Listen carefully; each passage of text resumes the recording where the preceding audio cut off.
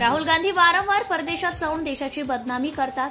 सच्चा देशभक्त असंही कधीच करणार नाही. सततच्या पराभवानंतर असं वागण्यापेक्षा त्यांनी जनतेत यावे. राहुल गांधींवर मुख्यमंत्री देवेंद्र फडणवीस यांनी केलेल्या टीकेचा दिलेला सल्ला हा काँग्रेसला जिव्हारी लागलाय. तसेच राहुल गांधी परदेशात जातात आणि देशाची बदनामी करतात. आता त्यांनी जनतेच्या समोर यावं. त्यावर पत्रकारांनी विचारलेल्या प्रश्नाचे उत्तर देताना मुख्यमंत्री देवेंद्र फडणवीस यांनी काँग्रेसवर घणाघाती टीका केली आहे.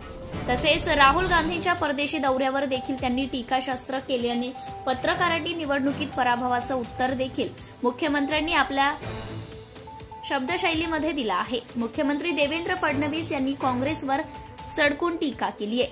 क्राईम वार्ता न्यूज.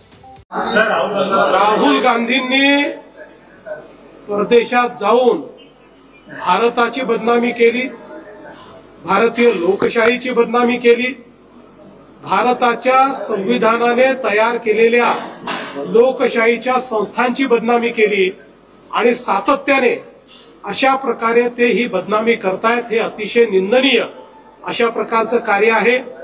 वारंवार निवडणुकांमध्ये हारल्यानंतर त्यांच्या मनावर परिणाम झालेला दिसतो आहे.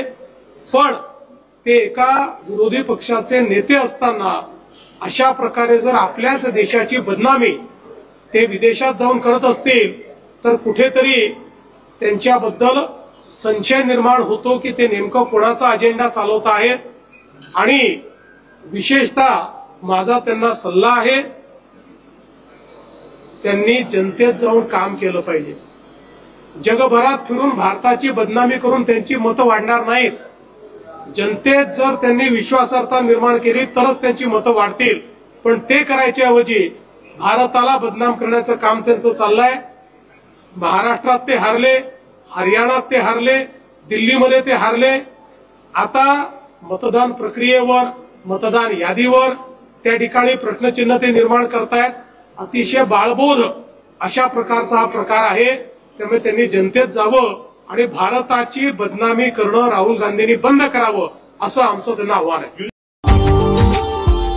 Subscribe now and press the bell icon. Never miss an update.